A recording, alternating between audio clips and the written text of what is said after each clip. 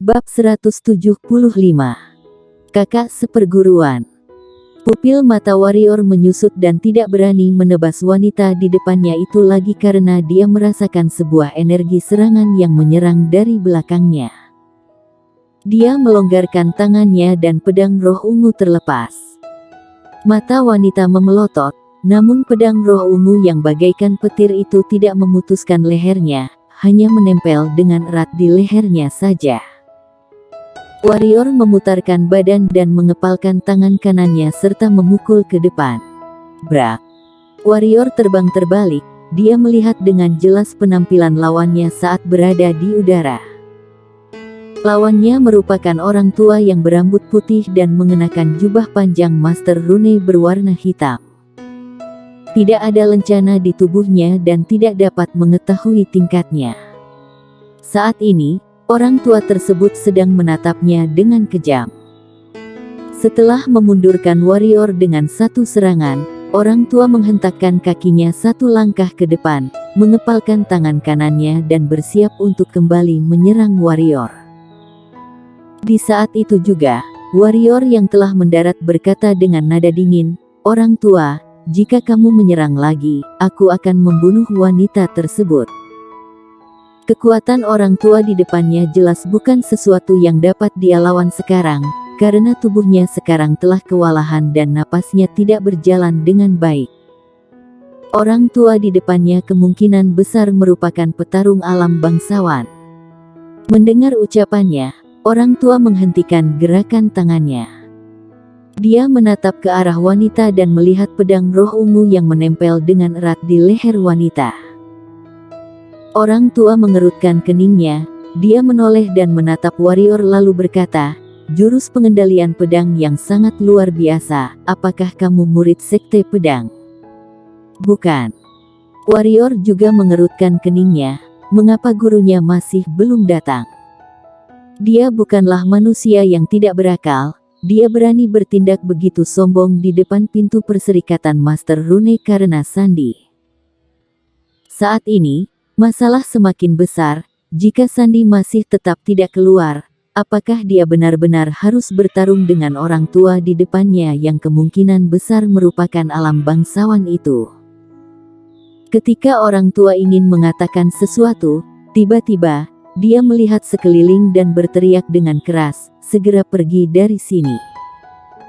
Jika tidak, jangan salahkan perserikatan Master Rune tidak berperasaan." Setelah orang tua selesai berbicara, warrior dengan jelas merasakan aura beberapa petarung yang awalnya bersembunyi di sekitar itu menghilang dengan cepat. Setelah beberapa saat, orang tua menarik kembali pandangannya dan menatap warrior serta berkata, "Kamu sedang mengancamku." "Benar." Warrior saling bertatapan dengannya.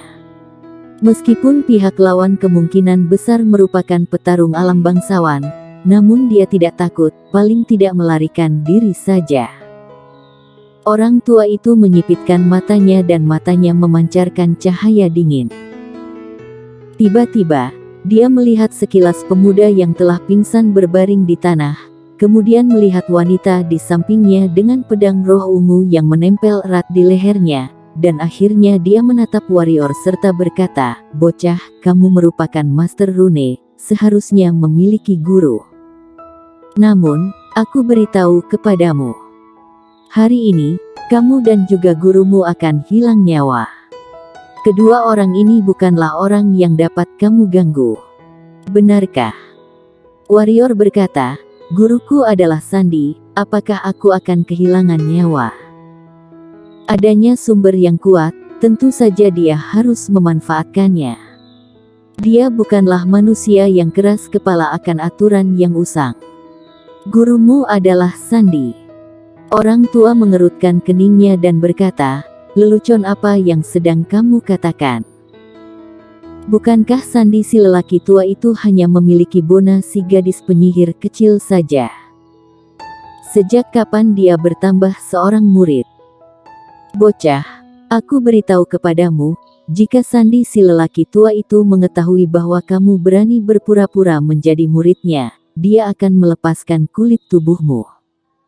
Berpura-pura atau tidak, Semuanya akan jelas jika kamu membiarkannya keluar. Warrior sangat tertekan saat ini. Mengapa tidak ada yang mempercayai fakta yang dia katakan? Jika pada masa dulu dia mengatakan bahwa dia merupakan murid Sandi, memang mengandung sedikit kepura-puraan. Namun saat ini, dia asli merupakan muridnya. Kamu benar-benar murid Sandi si lelaki tua itu.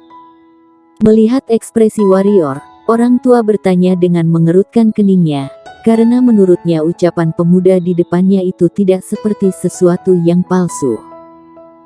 Asli yang bagaikan paslu, bukankah kamu akan jelas dengan semuanya setelah membiarkan guruku keluar? Ucap Warrior.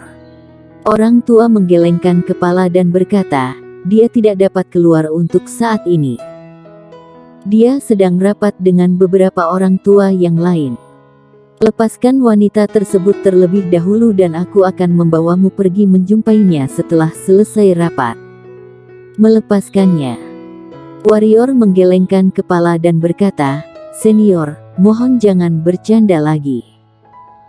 Jika kamu kembali menyerangku lagi setelah aku melepaskannya, aku harus bagaimana? Aku bukanlah lawanmu. Seperti ini saja, kamu pergi bawakan Bona ke sini." Bona seharusnya tidak sedang rapat bukan? Bukankah identitasku akan terbukti setelah dia datang? Bocah, jika kamu benar merupakan murid Sandi, lebih baik kamu melepaskannya terlebih dahulu. Apakah kamu tahu siapakah dia? Orang tua berkata, jika kamu benar merupakan murid Sandi si lelaki tua, maka kamu harus memanggilnya kakak seperguruan. Jika nanti Tetua Lin mengetahui bahwa kamu ingin membunuhnya, kamu pasti akan ditahan. Yang paling penting adalah paman gurumu itu juga pasti tidak akan memaafkanmu. Oh ya, paman gurumu merupakan ketua perserikatan Master Rune. Mendengar ucapannya, Warrior terkejut. Dia menoleh melihat sekilas wanita tersebut dan berkata, "Senior, mohon jangan bercanda lagi. Sebelumnya, dia bersama lelaki itu hampir membunuh aku. Dia adalah kakak seperguruanku. Meskipun iya, aku juga tidak akan mengakui kakak seperguruan seperti ini. Aku hanya bertanya apakah kamu merupakan murid paman guru Lin saja sebelumnya." Di saat itu juga, wanita tersebut berbicara. Warrior tersenyum dingin dan bertanya, "Apakah aku tidak menjawabmu? Aku katakan iya. Apakah kamu mempercayaiku? Kamu tidak percaya, apa yang bisa aku lakukan? Dan juga, ketika lelaki itu sedang menyerangku, mengapa kamu tidak menghentikannya? Bukan hanya tidak menghentikan, malah membantunya menyerang aku. Kakak seperguruan, jangan bercanda lagi. Bersikap lebih patuh, jika kamu berani bertindak aneh, lihatlah apakah aku berani atau tidak memindahkan lehermu dengan kepalamu." Ketika wanita itu hendak mengatakan sesuatu, tiba-tiba dia mengerutkan keningnya, terlihat bahwa pedang roh ungu itu menempel semakin erat di lehernya dan darah perlahan mengalir keluar dari lehernya. Lalu, dia menatap Warrior dan Warrior hanya berkata dengan suara dingin, "Jangan beromong kosong lagi, aku juga tidak tertarik untuk beromong kosong denganmu." Selesai berbicara, Warrior melihat ke arah orang tua dan berkata, "Senior, mohon untuk pergi mengundang Bona keluar." Alis lelaki tua itu bergerak-gerak dan berkata, "Sekarang aku telah percaya bahwa kamu merupakan murid Tetua Lin dan hanya si Tetua Lin itu yang berani menerima murid kejam serta berani seperti kamu ini. Bocah, lepaskan kakak seperguruanmu. Aku berjanji tidak akan menyerang kamu." Warrior menghela nafas di hatinya, dia mengetahui bahwa tidak berkemungkinan lagi untuk membunuh lelaki dan wanita tersebut kali ini dan berkata, "Senior, jika wanita ini adalah kakak seperguruanku, lalu siapakah lelaki ini? Dari mana asalnya? Adapun sebelumnya senior mengatakan bahwa tidak peduli siapapun guruku, aku dan guruku akan hilang nyawa. Apakah lelaki ini menantu ketua perserikatan Master Rune? Orang tua melihat wanita tersebut dan berkata, meskipun masih belum, tetapi segera tiba saatnya. Namun, satu lengannya telah dipatahkan olehmu sekarang, diperkirakan tidak berkemungkinan lagi. Oh ya, kakeknya merupakan salah satu tetua dari perserikatan Master Rune. Meskipun kedudukannya tidak lebih baik dari gurumu, namun dia termasuk diakui di perserikatan Master Rune. Singkatnya, kamu dalam masalah. Warrior menggerakkan tangan kanannya dan pedang roh ungu terbang kembali ke tangannya. Kemudian, dia perlahan berjalan menuju pemuda yang berbaring di tanah itu dan berkata, biarkan saja jika benar menjumpai masalah. Aku tidak mungkin hanya karena takut akan masalah, mengizinkan dia membunuhku dan aku tidak boleh membunuhnya, bukan? Di saat itu juga, wanita tersebut menghalang di depan pemuda. Dia menatap warrior dan berkata, apa yang ingin kamu lakukan? Tentu saja membunuh dia. Kenapa? Kamu ingin melarang aku? Warrior berkata, aku katakan terlebih dahulu, jika kamu menyerang aku lagi, aku berjanji akan membunuhmu. Menjadi toleran dan memaafkan orang lain sebanyak mungkin. Jangan bercanda lagi, dia lebih suka mengakhiri akar bencana. Mendengar ucapannya, kelopak mata orang tua itu berkedut dan memarahinya sebagai orang gila kecil secara diam-diam. Sandi adalah orang gila tua, cucunya si gadis penyihir kecil dan muridnya yang satu ini juga merupakan orang gila. Benar-benar satu keluarga. Wanita tersebut terkejut, mengapa manusia di depannya itu seperti itu. Setelah mengetahui identitasnya tetap tidak berperasaan sedikitpun. Apakah dia benar merupakan manusia yang tidak takut akan apapun? Di saat wanita itu tercengang, warrior bergerak dan melewatinya. Tangannya memegang pedang roh ungu dan memotong leher lelaki itu. Sebagai manusia jangan terlalu kejam, sisakan sedikit jalan mundur untuk diri sendiri, itu hanyalah omong kosong. Dia yakin jika dia tidak membunuh pemuda itu hari ini, kedepannya pihak lawan pasti akan membalas dendam. Meskipun tidak berani secara terang, namun juga pasti akan dengan cara licik. Mudah menghindar dari pistol yang terlihat, namun sulit untuk menghindari dari tembakan panah dalam kegelapan. Dia tidak suka menyisakan ular berbisa yang akan senantiasa mengawasinya dari kegelapan. Adapun tentang kakek dari pemuda itu, tidak peduli siapapun kakeknya, bunuh terlebih dahulu. Terjadi masalah, guru akan menanggungnya. Orang tua tentu saja tidak akan melihat pemuda itu dibunuh oleh warrior di depannya, karena dengan demikian, kakek pemuda juga akan membencinya.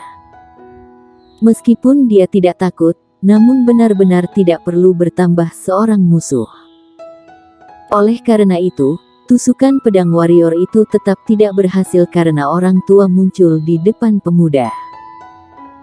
Melihat orang tua muncul di depan pemuda, warrior menyimpan pedangnya dan mengangkat-angkat bahunya, lalu berkata, jika senior ingin melindunginya, maka junior akan memberi wajah kepada senior, aku tidak membunuhnya. Hanya saja, jika kedepannya dia datang menyerang junior atau jika junior tidak beruntung mati di tangannya, guru junior pasti akan datang mencari senior meminta keadilan. Mendengar ucapannya, orang tua tersebut marah dan berkata, bocah, apa hubungan masalah kalian denganku? Aku tidak mengizinkan kamu membunuhnya hanya karena tidak boleh menggerakkan kekuatan secara pribadi di depan pintu perserikatan Master Rune. Kamu ingin membunuhnya? Boleh. Selama bukan di perserikatan Master Rune, kamu dapat membunuhnya sesuka hati bahkan membunuh kakak seperguruanmu. Bersambung.